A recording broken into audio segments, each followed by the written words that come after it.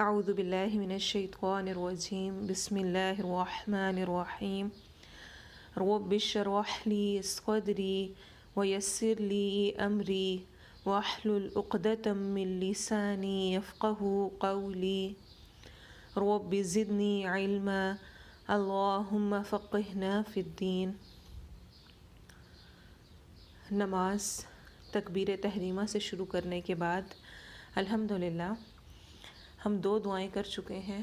ایک ثنا سبحانک اللہم وبحمدک وتبارک اسمک وتعالی جدک ولا الہ غیرک، اور دعائے استفتاح اللہم باعد بینی وبین خطایای کما باعدت بین المشرق والمغرب اللہم نقنی من الخطایا کما ینقی الثوب الابیض من الدنس اللہم اغسل خطایای بالماء والثلج والبرد۔ انشاءاللہ آج ہم اگلی دعا کریں گے جو کہ الحمدللہ ہم میں سے اکثر کو آتی ہے، لیکن ہم یہ نہیں جانتے کہ اس کو بھی قیام میں پڑھا جا سکتا ہے۔ عبداللہ بن عمر رضی اللہ عنہما بیان کرتے ہیں کہ ہم ایک روز نبی صلی اللہ علیہ وسلم کے ساتھ نماز پڑھ رہے تھے کہ ایک آدمی نے یہ کلمات کہے، اللہ اکبر کبیرا والحمد للہ کثیرا وسبحان اللہ بکرۃ واصیلا، تکبیرات جو کہ اکثر ہم نماز عید کی نماز پڑھنے جاتے ہوئے ذوالحجہ کے دنوں میں بھی پڑھتے ہیں۔ رسول اللہ صلی اللہ علیہ وسلم نے پوچھا یہ کلمات کس نے کہے ہیں؟ تو نمازیوں میں سے ایک آدمی نے کہا کہ اللہ کے رسول صلی اللہ علیہ وسلم میں نے کہے ہیں۔ تو نبی صلی اللہ علیہ وسلم نے فرمایا مجھے تعجب ہوا ہے کہ ان کلمات کے لیے آسمان کے سبھی دروازے کھول دیے گئے ہیں۔ عبداللہ بن عمر رضی اللہ عنہما فرماتے ہیں جب سے میں نے رسول اللہ صلی اللہ علیہ وسلم سے ان کلمات کی تعریف سنی ہے اس کے بعد میں نے انہیں کبھی نہیں چھوڑا۔ صحیح مسلم کی حدیث ہے۔ تو الحمدللہ ہمیں آتے ہیں، انشاءاللہ پڑھنے کی کوشش کرنی ہے۔ یہاں پر یہ بات یاد رکھیں کہ ہم جتنی دعائیں کر رہے ہیں وہ ساری نبی صلی اللہ علیہ وسلم سے قیام کی حالت میں ثابت ہیں کہ آپ صلی اللہ علیہ وسلم ان کو پڑھا کرتے تھے۔ ایسا بھی ضروری نہیں ہے کہ سب کو ہی آپ لازمی پڑھیں، اور ایسا بھی نہیں ہے کہ آپ صرف ایک پڑھیں اور آپ کہیں کافی ہیں۔ آپ ہر طرح سے پڑھ سکتے ہیں کیونکہ سنت سے یہ تمام مختلف مواقع پہ ثابت ہیں۔ آپ چاہیں تو کسی دن اکیلی ثنا پڑھ لیں، چاہیں تو ثنا دعا استفتاح دونوں پڑھ لیں، اور چاہیں تو اس کو پڑھ لیں، دعا استفتاح کو پڑھ لیں۔ چینج کر کے سب کو بھی پڑھا جا سکتا ہے، چینج کر کے بھی پڑھا جا سکتا ہے، ایک کو بھی پڑھا جا سکتا ہے، کسی بھی طرح سے یہ پڑھی جا سکتی ہیں۔ تو آئیے تھوڑی سی پریکٹس کر لیتے ہیں۔ اللہ اکبر کبیرا والحمد للہ کثیرا وسبحان اللہ بکرۃ واصیلا۔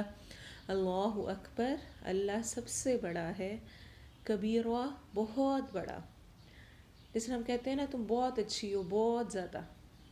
تو جب کسی کا بہت زیادہ اظہار کرنا ہو، صرف اللہ اکبر نہیں کہا گیا، اسی لیے کلمات اللہ کو بہت پسند ہے کہ سب سے بڑا ہے، بہت بڑا، کہ تجھ سے بڑا کوئی ہے ہی نہیں۔ والحمد للہ، اور تمام تعریف اللہ کے لیے ہے، لی کے لیے، اللہ اللہ، کثیرن بہت سی۔ الحمد کا بذات خود بھی مطلب ہوتا ہے تمام تعریف، لیکن کثیرا لگا کے اور زیادہ اس پہ اصرار کر دیا گیا ہے کہ تمام تعریف اللہ کے لیے بہت زیادہ۔ وسبحان اللہ، اور پاکی ہے اللہ کے لیے، پاک ہے اللہ۔ بکرۃً، صبح، و اصیلا، اور شام، یعنی صبح و شام میں اللہ کی پاکی بیان کرتی ہوں۔ اس ترجمے کو سوچ کر پھر انشاءاللہ پڑھنا ہے اور پریکٹس کرنی ہے۔ اللہ اکبر کبیرا والحمد لله كثيرا وسبحان الله بكرة وأصيلا الله أكبر كبيرا والحمد لله كثيرا وسبحان الله بكرة وأصيلا الله أكبر كبيرا والحمد لله كثيرا وسبحان الله بكرة وأصيلا الله أكبر كبيرا والحمد لله كثيرا وسبحان الله بكرة وأصيلا۔ انشاءاللہ آج ہم نماز کا سب سے اہم رکن جس کے بغیر نماز مکمل نہیں ہوتی، انشاءاللہ اس پر کچھ بات کریں گے۔ یہ ایک ایسا رکن ہے جس کو ہم سب جانتے ہوئے بھی انجان ہیں اور ہم اس پر زیادہ غور نہیں کرتے، اور یہ ایک واحد ایسی چیز ہے جس پر آپ صلی اللہ علیہ وسلم نے نماز لوٹانے کا حکم دیا، اور وہ ہے نماز کو اطمینان اور خشوع کے ساتھ پڑھنا۔ نہایت افسوس کے ساتھ آج امت مسلمہ نماز کے اختلافی مسائل میں اتنی الجھ گئی ہے کہ جو نماز کی اصل روح، اس کا اطمینان، خشوع اور حسن ہے، اس سے خالی ہو گئی ہے۔ حالانکہ اگر دیکھا جائے تو آپ کہہ سکتے ہیں کہ 98% ہر چیز میں تمام فرقے متفق ہیں۔ نماز پڑھنی چاہیے، بالکل 5 وقت پڑھنی ہے، بالکل پڑھنی ہے۔ اوقات کیا ہوں گے، سب اس پہ ایگری ہیں۔ رکعات کتنی ہوں گی، ارکان کیا ہوں گے، شرائط کیا ہوں گی، قبلے کی ڈائریکشن ہونی چاہیے، وضو کرنا ہے، سب کچھ ملتا ہے، ہر چیز میں سارے متفق ہیں۔ لیکن جو فروعی مسائل ہیں، فروعی یعنی کہ جو بالکل جزیات سے تعلق رکھتے ہیں، ان کو لے کر ہماری عام عوام اور ہمارے اکثر لوگ اتنے زیادہ الجھ چکے ہیں کہ جو اصل روح نماز کی ہے، جو اصل اللہ تعالیٰ کو ہم سے مطلوب ہے، اس کو ہم بھول ہی گئے ہیں۔ ہمیں کسی حدیث میں یہ نہیں ملتا کہ کسی نے اگر سجدہ اونچا کیا یا نہیں کیا تو آپ نے اسے کہا کہ تمہاری نماز نہیں ہوئی۔ کسی نے رکوع میں تھوڑا سا نیچے ہو گیا، کوئی اوپر ہو گیا، یا کسی نے رفع یدین کیا اور کسی نے نہیں کیا، ہمیں کوئی ایسی احادیث نہیں ملتی ہیں کہ جس میں آپ صلی اللہ علیہ وسلم نے کسی شخص کو کہا ہو کہ تمہاری نماز نہیں ہوئی کیونکہ تم نے اس طرح کیا، جس پر آج ہم لڑ مرتے ہیں، اور ہم ایک دوسرے کی مسجدوں میں جا کے نماز پڑھنا پسند نہیں کرتے، ہم ایک دوسرے کی بات کو سننا نہیں چاہتے ہیں کہ ان کی نماز مختلف۔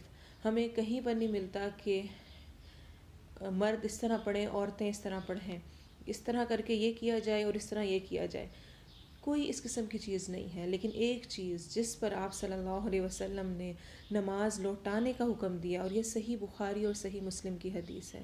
یہاں پر میں اس چیز کو بھی کلیئر کروں کہ قرآن کے بعد اجماع امت ہے، سب فرقوں کا اتفاق ہے، قرآن کے بعد سب سے زیادہ اوتھینٹک بک جو ہے وہ صحیح بخاری اور صحیح مسلم ہے۔ ان میں احادیث جو موجود ہیں ان میں 1% بھی شک کی گنجائش نہیں ہے، وہ بالکل صحیح احادیث ہیں۔ اسی لیے میری کوشش ہوتی ہے کہ میں آپ کو صحیح بخاری اور صحیح مسلم کی ہی زیادہ تر احادیث شیئر کروں، تاکہ میں بھی کوئی غلط نالج آپ تک نہ پہنچاؤں اور آپ بھی اس کو کھلے دل کے ساتھ قبول کر سکیں۔ تو اس کو متفقن علیہ بھی کہتے ہیں، بخاری و مسلم، یعنی کہ جس کچھ احادیث ایسی ہوتی ہیں جو کہ دونوں میں ذکر ہیں تو وہ متفقن علیہ ہیں، یعنی کہ دونوں اس پر اتفاق ہے۔ ابو ہریرہ رضی اللہ عنہ سے روایت ہے کہ رسول اللہ صلی اللہ علیہ وسلم مسجد میں ایک جانب تشریف فرما تھے کہ ایک شخص مسجد میں آیا اور اس نے نماز پڑھی۔ اس کے بعد وہ رسول اللہ صلی اللہ علیہ وسلم کی خدمت میں حاضر ہوا اور سلام عرض کیا، تو آپ صلی اللہ علیہ وسلم نے سلام کا جواب دیا اور فرمایا کہ پھر جا کر نماز پڑھو، تم نے ٹھیک نماز نہیں پڑھی۔ وہ واپس گیا، اس نے پھر سے نماز پڑھی اور پھر آپ کی خدمت میں حاضر ہوا اور سلام عرض کیا۔ آپ نے سلام کا جواب دیتے ہوئے پھر فرمایا تم جا کے پھر نماز پڑھو، تم نے ٹھیک نماز نہیں پڑھی۔ آدمی نے تیسری دفعہ میں یا اس کے بعد والی دفعہ میں عرض کیا کہ اللہ کے رسول صلی اللہ علیہ وسلم مجھے بتا دیجئے اور سکھا دیجئے کہ میں کس طرح نماز پڑھوں، جیسی مجھے پڑھنی آتی تھی میں نے پڑھ لی۔ آپ صلی اللہ علیہ وسلم نے فرمایا اس کو غور سے سنیں اور اپنی نمازوں کا جائزہ لیں کہ جب تم نماز پڑھنے کا ارادہ کرو تو پہلے خوب اچھی طرح وضو کرو، پھر قبلے کی طرف اپنا رخ کرو، پھر تکبیر تحریمہ کہہ کے نماز شروع کرو، اس کے بعد جو قرآن تمہیں یاد ہو اور تمہیں پڑھنا آسان ہو وہ پڑھو، پھر قرات کے بعد رکوع کرو یہاں تک کہ مطمئن اور ساکن ہو جاؤ۔ رکوع میں مطمئن اور ساکن، بالکل سٹل۔ پھر رکوع سے اٹھو یہاں تک کہ سیدھے کھڑے ہو جاؤ، اچھی طرح سے سیدھے کھڑے ہو کر سارے جوڑ اپنی جگہ پر، سیدھا کھڑا ہونا یہ ہے۔